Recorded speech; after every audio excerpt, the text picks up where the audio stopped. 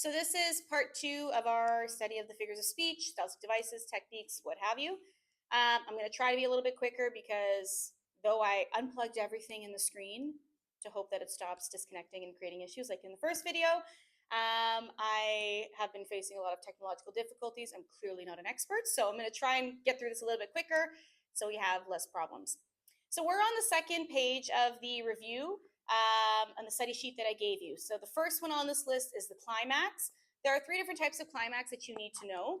There is rhetorical climax, there's climax within a series, and then there's climax within a story. So rhetorical climax is when there's a buildup of things within a sentence. So the things become increasingly more important, more valuable, some tension is building within the sentence. This can also refer to a paragraph, a stanza.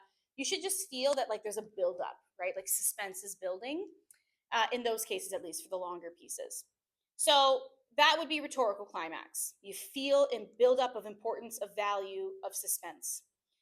Climax within a series is the last installment of the series. So think of any book series, film series, TV show series, it's always the last one. So if you're thinking of 4 books that you've read that are all kind of part of one series, the last book is the climax of the series because every book was leading up to that last one. They were all building up to what was going to happen in the last series.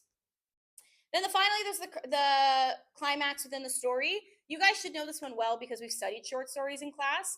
And so think of that plot line that we studied with the kind of the calm start, then the conflict that creates a rising action, and then the point of that pyramid there, of that plot line, is your climax. It's all been building up like this tension, this excitement to what the characters or what's going to happen in that climax, and then things fall into place with your falling action and resolution.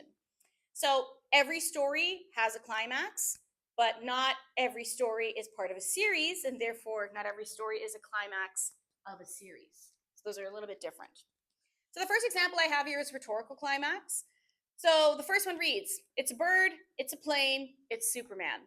So that's a very short example, but it's a bird, small, inconsequential, whatever. A plane, much larger, much more forceful, exciting, I guess. And then Superman, like, whoa, you see Superman in the sky. That's a super exciting thing to see. So you see that there's a buildup in that sentence. That's rhetorical climax. The second example I have is the climax of a series. So if you guys know the Harry Potter stories, there are 7 novels, 8 films, because they made 2 films of the last novel. And the last one is called Harry Potter and the Deathly Hallows. Why do we call this a climax of the series? Well, it's because every story, all 7 stories before, has a buildup one upon the other. Yes, there's a climax within each story, right? Because every story has its crisis point, its exciting moment.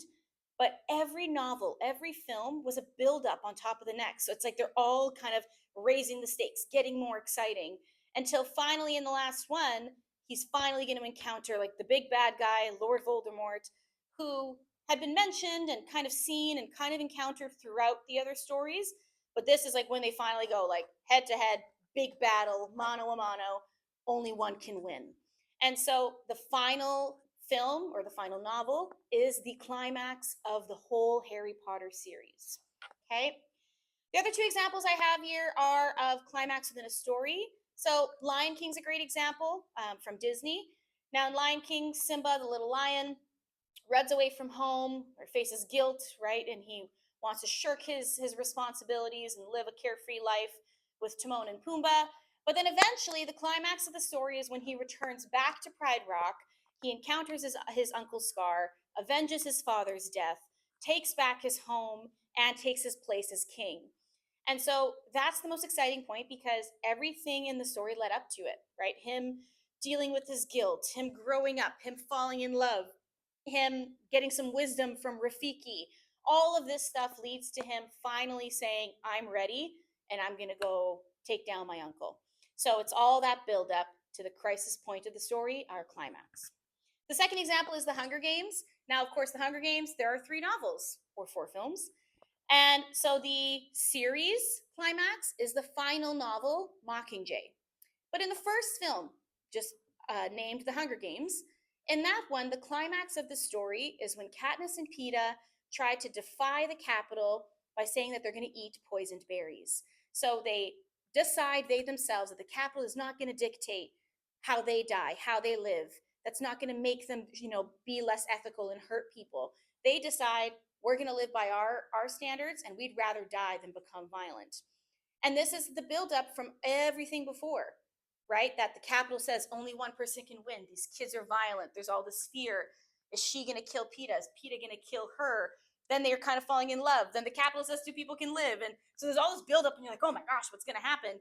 Until finally they decide at the end, you know what? If you're going to try and make us hurt one another and, compromise who we are as people ethically, we're not going to do that. Instead, what we're going to do is we're going to take our own lives. And so this little act of defiance is like, oh my goodness, it's all been building up to that. And then, of course, things fall into place afterwards. So again, climax in a sentence or a paragraph is rhetorical climax, that buildup of excitement of the words of value. If it's in a series, it's the last installment, the last one. And if it's in a story, it's that exciting point that all of the events have been building up to. Okay? This is followed pretty aptly by the anticlimax. So the anticlimax doesn't have three kinds, it kind of has two. So we use anticlimax as a general term, like to say something is anticlimactic, or in other words, to say that it's like disappointing ending, like a cliffhanger even. So it's usually we use anticlimactic in that sense when you're getting like all the suspense build up and you're like, something's gonna happen. Oh my gosh. And you're all excited. And then it's like, kind of like a disappointing fallout of what was being described. Try to imagine in your mind like a roller coaster going up the big hill and you're expecting a big fall, but then it just kind of goes flat. It's like, oh, so that buildup was for nothing, right?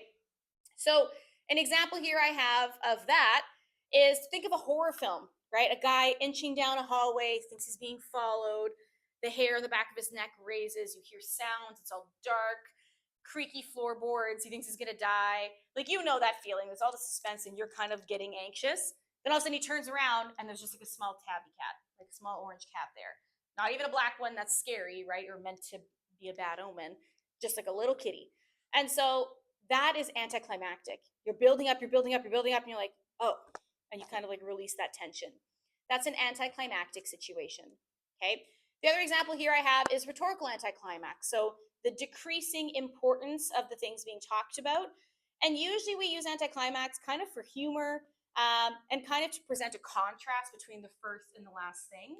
So it almost seems ridiculous to even mention the last thing because it's so unimportant or unvaluable as opposed to the first thing mentioned.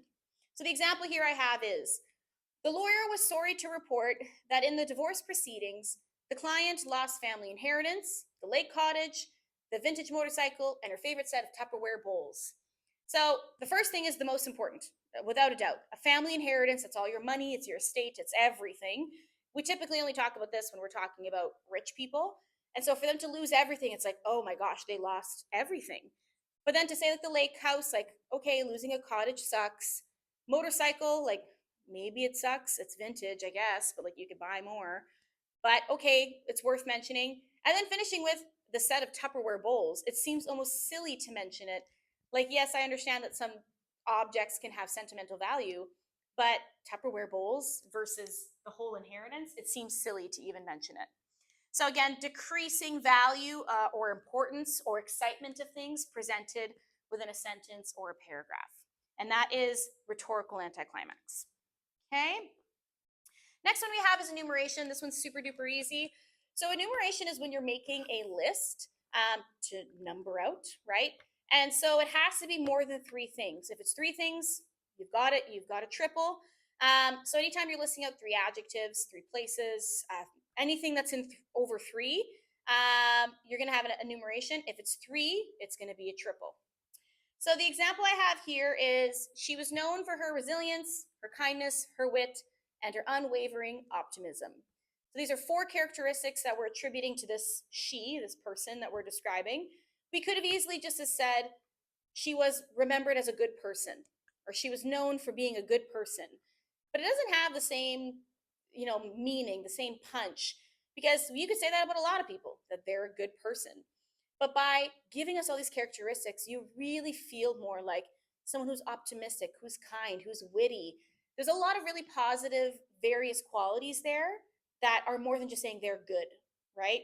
So numbering out, enumerating out, gives us a little bit sense of tangibility and better understanding of this person. Okay. The other example I have definitely gives us a little bit of a sense of tangibility. It appeals to our senses. Is actually from Charles Dickens' A Christmas Carol. So this is when he's describing a market. So I'll give this a read. If you want to close your eyes even and like try and imagine what's being described, you'll see how effective it is. But the example reads, the market was a riot of sights, sounds, and smells. Apples, plump and rosy, lay piled beside pears, bruised but fragrant. Cheeses, sharp and creamy, sat alongside loaves of bread, golden and crusty. Fishmongers hawked their wares, cod, haddock, and glistening salmon, while butchers displayed sausages, steaks, and chops.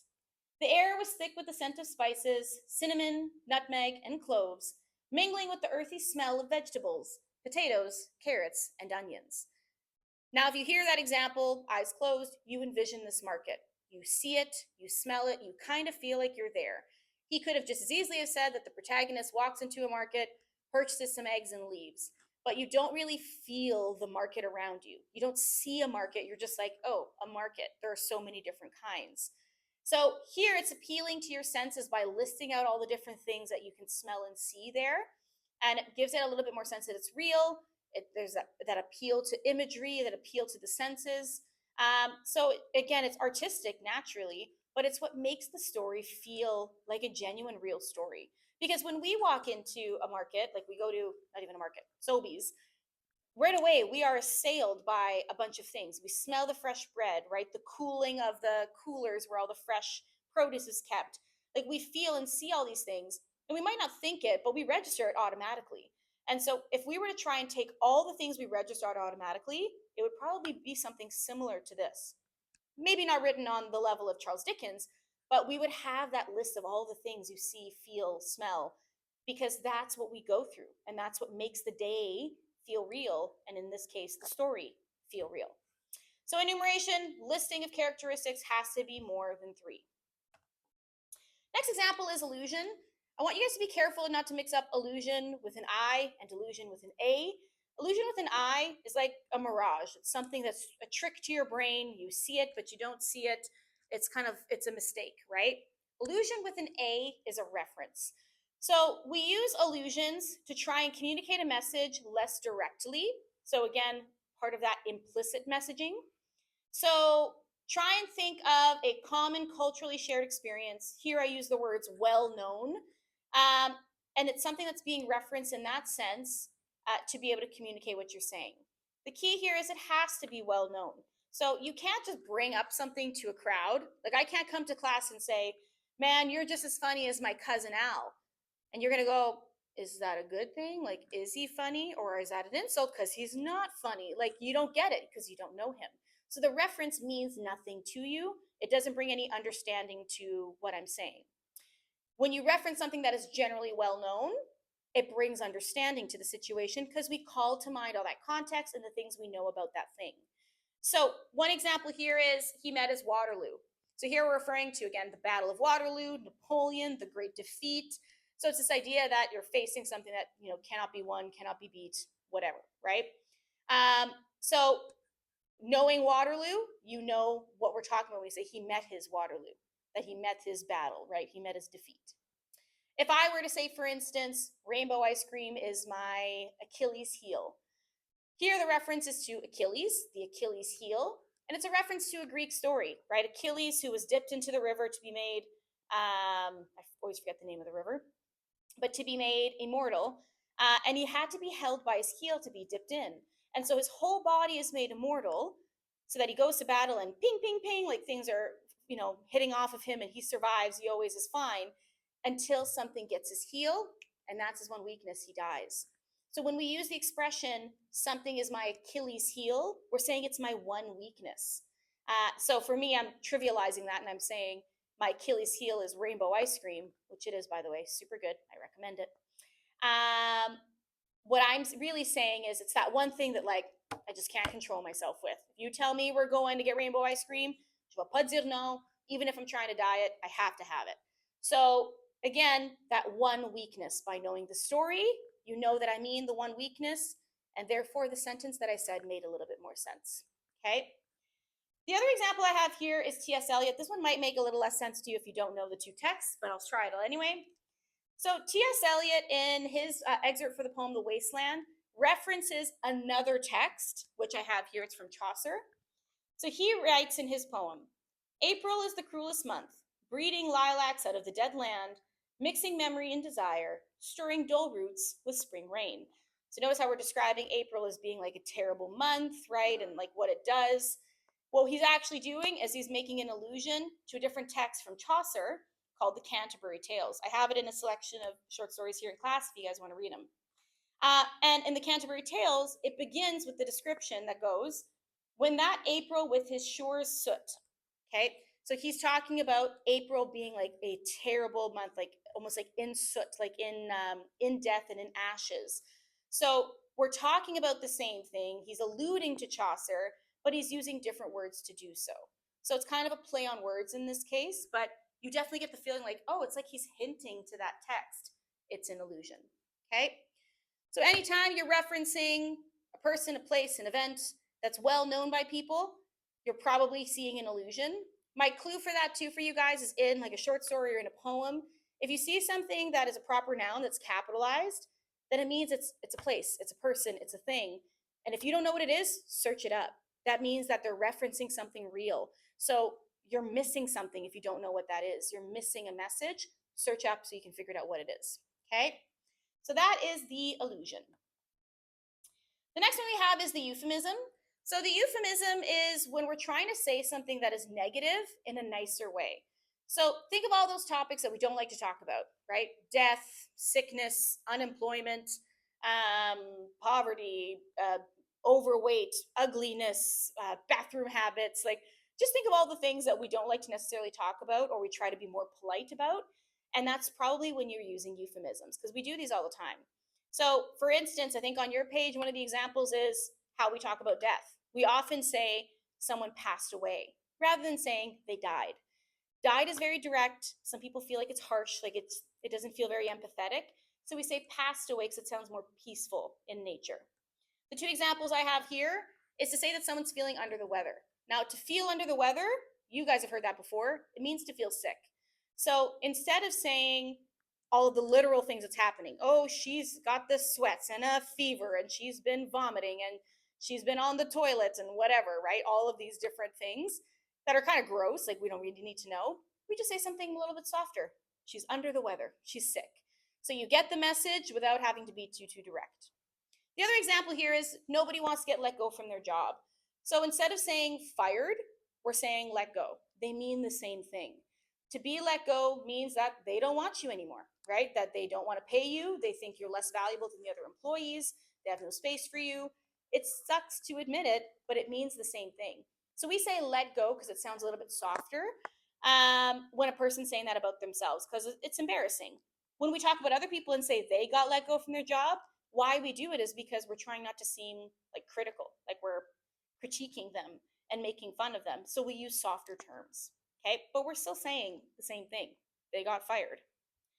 The last example I have here is actually from the Titanic, and it's Leonardo DiCaprio, who plays Jack in the film, who says this to the other protagonist. So his quote goes, "You see, my folks died in a fire when I was 15, and I've been on the road since. Something like that teaches you to take life as it comes at you, to make each day count." Now notice he doesn't use a euphemism for his parents' death. He says they died in a fire, like cut and dry. He's not mincing his words there, and he says that they died in a fire.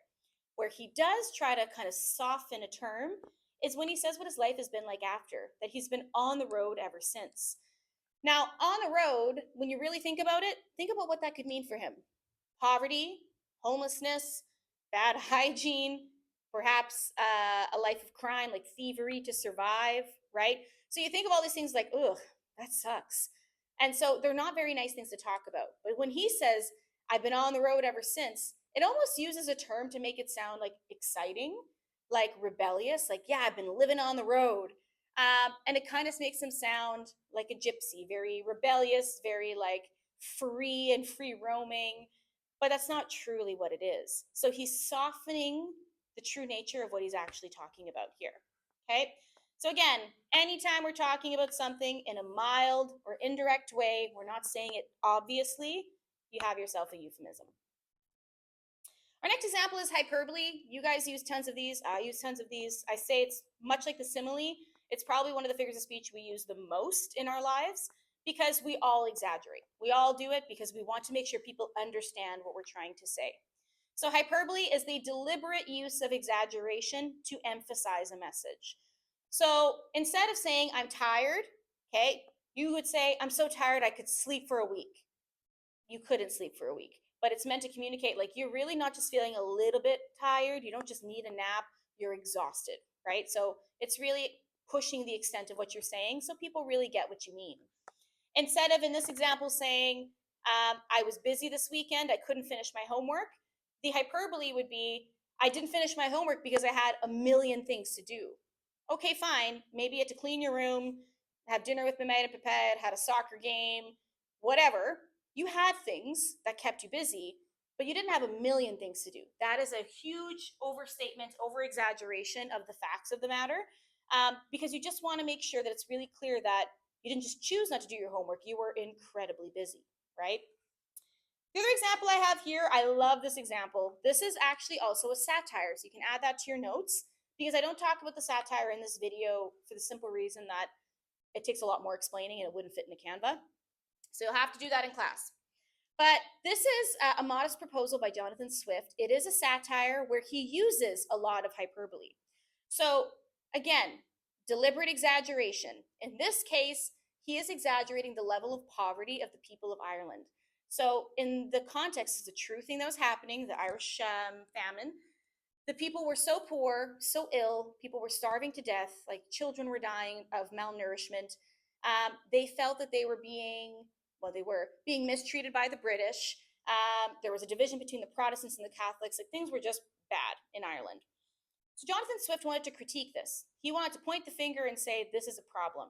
So in so doing, in his satire, A Modest Proposal, he is proposing to do something so dramatic that he's not actually proposing to do, he's exaggerating, to show that, like, look at where it's gone, look how bad it's gotten. So I'll read you this excerpt and I'll explain. I have been assured by a very knowing American of my acquaintance in London that a young, healthy child, well nursed, is at a year old a most delicious, nourishing, and wholesome food, whether stewed, roasted, baked, or boiled, and I make no doubt that it will equally serve in a fricassee or a ragout.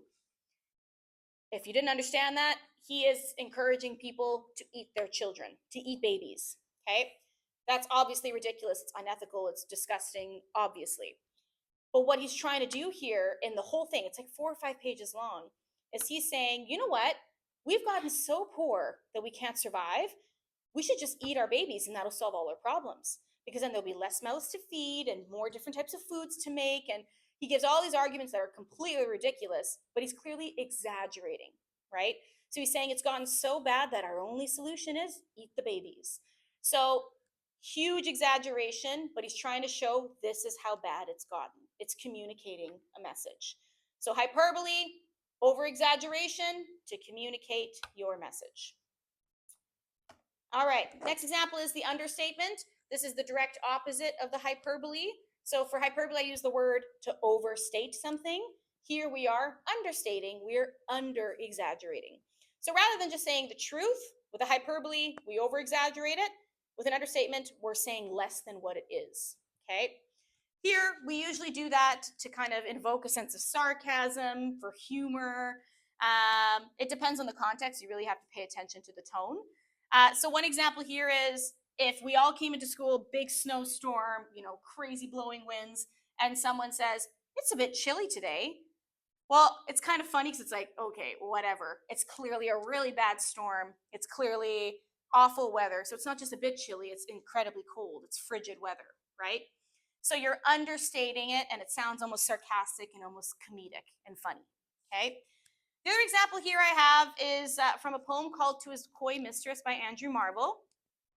So this little excerpt from the poem reads, the grave's a fine and private place, but none, I think, do there embrace.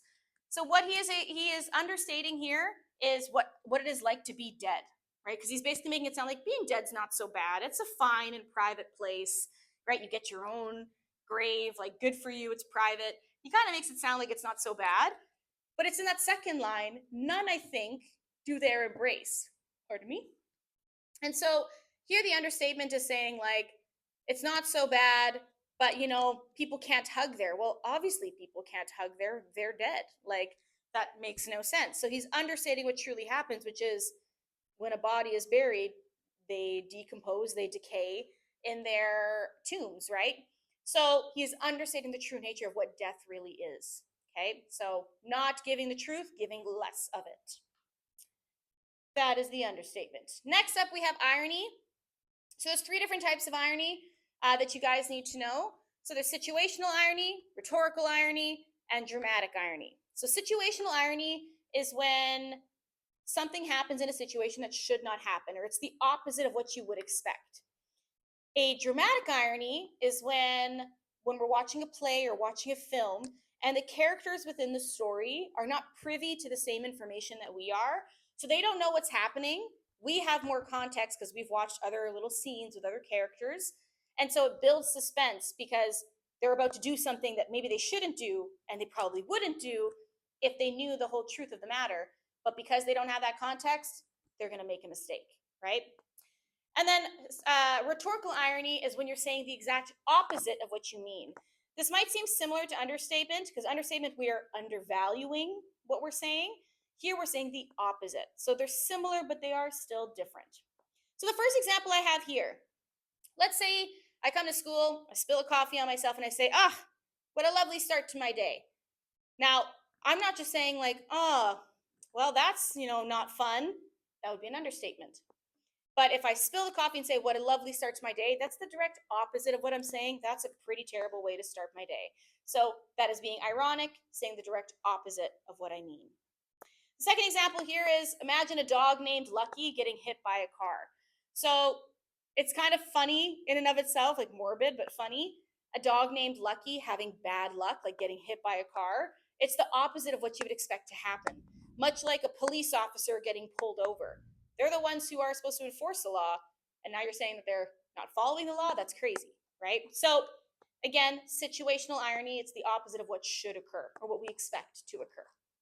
The other example I have here is dramatic irony. So those of you who had me in grade 10 and we read Romeo and Juliet, we have dramatic irony in that story. Where it really happens is in the fact that Romeo doesn't know about the whole plan that Juliet and Friar Lawrence have created, where she's going to take this potion, she's going to fake her death so that she can run away and be with him.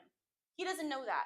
He never got the letter from Friar Lawrence. It's a series of misunderstandings and unfortunate events. And so when he hears the town over in Mantua that she has died, he believes it. He believes she's died and not that she's faking it. So he rushes to her side, he buys a poison, he takes the poison, takes his life, and he dies by her side, only for her to wake up moments later and see him dead beside her. So it's dramatic irony because we're reading this, we're watching it and going, oh my God, like, you don't have all the information, don't make a stupid mistake. But he doesn't have that information, so he is going to do these actions, which makes us like get anxious, get excited, kind of feel things because we're following along, trying to see what's going to happen. So that's dramatic irony. So again, three types of irony: situational, rhetorical, and dramatic. You need to know those. The next one we have is the paradox. So the paradox is a statement that doesn't make sense initially, but then at the end kind of works out. So I like to always say, think of like the chicken and the egg situation. So in the chicken and the egg situation, it's the whole paradox of what came first, the chicken or the egg. Well, a chicken lays eggs, but so if an egg bears the life to a chicken, how could the chicken happen without the egg that it was born from? Which one comes first, right? It's a whole paradox. I don't have answers to that. Go see Madame Dei in biologie, and she'll probably love that discussion with you and evolution and all that. But it's the whole idea that it doesn't really make sense, but it does at the same time, right? When you really think about it. So an example here is a rhetorical one. So I have climbed the highest mountains, yet I still haven't found what I'm looking for. Well, think about what that's saying. I haven't found what I'm looking for. Well, how could you not have found it if you don't know what you're looking for? And how do you know what you're looking for if you haven't found it? It seems kind of silly, so because it doesn't make sense. But we use that expression all the time, like not finding what you're looking for. This idea that you are in search, that you are in need of something. So it makes sense, but it doesn't at the same time. Okay? The last example I have here is just a very short expression from Socrates where he says, I know only one thing, that I know nothing. So what he's saying here is that, I mean, it's silly. I know nothing, but I know one thing, right? That doesn't make a lot of sense. But what the expression actually means is that, when I admit to the fact that I'm humble, that I don't know anything, that shows that I'm actually wise, that I do know something. It's that I'm not a genius. I don't know everything. So it doesn't make sense, but it does make sense at the same time, right? So I always say they're kind of like a bit of a brain pretzel. You go round and round, and they make sense, but don't. One of the examples on your page I know is Oscar Wilde's quote when he says, "It's awfully hard work doing nothing." Well, when you initially think about that, it doesn't make sense. It's not hard work doing nothing, right? You're not physically, mentally, or emotionally exerting yourself. You're just being. You're sitting on a couch vegging. So it's not hard work doing nothing. However, let's think about us. If someone asks us to just sit, not think, not move, not touch our phone, not eat, like nothing, we struggle with that, particularly recent generations, because we are so overstimulated by screens and things going on all the time. So it is hard work for us to do nothing. It's hard to shut off your brain, right? It's hard to not to be in movement because we're used to it. So the sentence makes sense and yet doesn't at the same time. So it's paradoxical. Okay. I'm going to move on to the next one because we're actually going to talk about the oxymoron, which is a condensed form of the paradox. Instead of it being a statement that doesn't make sense, it's two words that are contradictory, that are placed beside each other, and they don't go together. And yet it somehow works. So here, one example I have is the jumbo shrimp. Jumbo shrimp is a real thing. You can buy shrimp that are large in size, and yet when you look at the terms, jumbo, which indicates large, shrimp, which typically indicates small, they're antithetical. They're opposite of each other, right? So oxymorons are when you put two words that are opposite each other beside each other, and yet the sentence or like the expression still makes sense. The other one I have here is it's an open secret. So secrets are meant to be kept. You don't tell them to people, right? It's things that are quiet and not known. And yet open would refer to it being well known, out there. Everybody knows it. So the expression doesn't make sense. Open secret. Yet an open secret makes sense. It means that people kind of whisper to each other, and yet no one says it out loud in front of a crowd. So it's whispered a lot. It's a secret, but it's kind of out in the open, right? So that is an oxymoron. The other example I have here is again from Romeo and Juliet. So these are two passages, one spoken by Juliet, one by Romeo. So the first one reads, feather of lead, bright smoke, cold fire, sick health.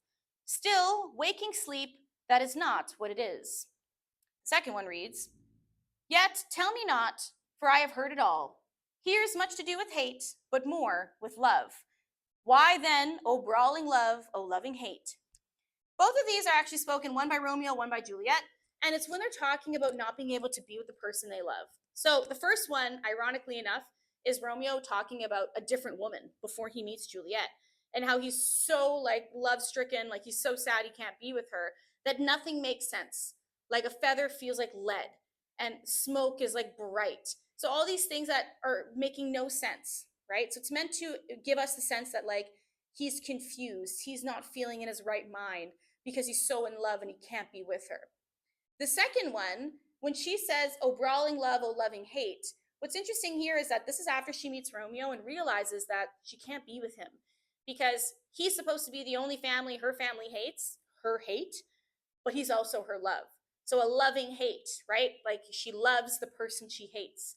They're opposites of each other. Much like very commonly we say that something is bittersweet, good and bad, right? At the same time, you feel both emotions, feel both tastes in that case, at the same time, even though they are opposites. So oxymoron, two words that are opposite each other put together.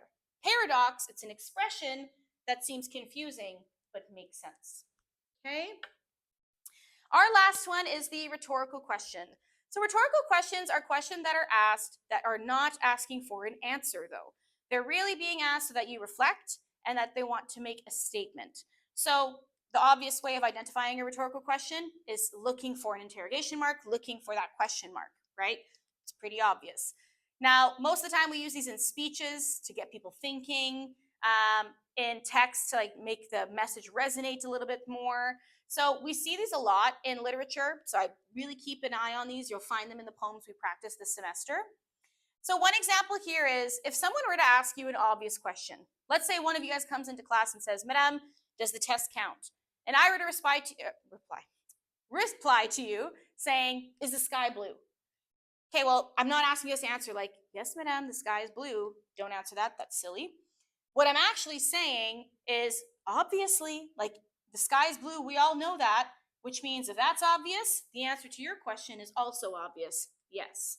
So it's not a question I wanted you to answer. In fact, it would look silly if you did. It's meant to make you get the answer by thinking about my question. The second one is, let's say you guys wrote a bunch of tests or wrote me essays and they were really poorly done, very quickly done. And I come into class after the weekend and I slap them down on my table and I say, is this the best we can do? Looking out at all of you, I would never want you to go, yes, madame, or no, madame, don't answer, right? I'm clearly frustrated. That question is meant to tell you, guys, this is not the best we can do. By asking the question, I'm making a statement, right? So it's just meant to make you sit and mull it over and think about it. Last example here is actually from a presidential debate between Ronald Reagan and Jimmy Carter in 1980. So here, Ronald Reagan says, are you better off than you were 4 years ago? He's speaking to the electorate, and he's saying that he wants them to think about, where was your life 4 years ago when you had this president? Is it better now? Right? In those 4 years you had him president, did he improve your lives? Yes or no? And he's basically saying, by asking the question, I'm telling you, it's not any better. It's either the same or it's worse. So in so doing, the audience is not going to answer this debate. The people at home watching on TV are not going to answer. But by making them think about it, he's now inspiring reflection and probably encouraging people to vote for him. So rhetorical questions make people think and eventually end up communicating a message all on their own. Okay? So that's the last for this list. I know I skipped over meter, I skipped over satire. Make sure you take the time to go over those or to come ask me about them. But there's a couple others I would encourage you guys to look at. So we talked about anthropomorphism, satire, meter. There's some other terms that will come up because this is not an extensive list. It doesn't cover everything, okay? So look into assonance and dissonance. What does that mean? What is juxtaposition, contrast? What are end-stop lines and what is enjambment, right? That's all about the structure of the stanzas. What is connotation and denotation? Right? Did you guys use, like we've used the word diction in class before. Do you know how to use the word diction? So all of these things I want you guys to look into because they're extra vocabulary terms that you might use in analyzing a poem or just, again, being able to be well-versed in understanding what you're reading. So I encourage you guys to look those up, even though they're not on the list. They may help you in your poetry analyses, your responses on the exam. But ultimately, if you had all of these techniques that were on this presentation and you felt that you could define them, that you can find those techniques in a poem, and that you could provide your own examples, then you're pretty good to go. Like you'll be ready for the exam, for your test, and you'll feel comfortable enough with reading poems in general that you know those techniques because they're the most common, the most prominent ones. There's a ton others, like I said, but if you know those, you've got a pretty good basis and you'll be able to understand the poetry that you read. So that is about it. Thank you for listening. I know that these videos have not been perfect. Luckily, this one has had no technological issues. But again, use the resources that I provided, extra poems. Make sure you come ask the questions. Make sure you're doing some research online, finding extra examples. There's even like quizzes and Kahoots you could do online. Test yourself in knowing these, right? Not just memorizing them, but knowing them. And that's how you know that you'll be ready to analyze a poem and to write a poetry response. And again, just to be able to employ these in your everyday life. So that is all.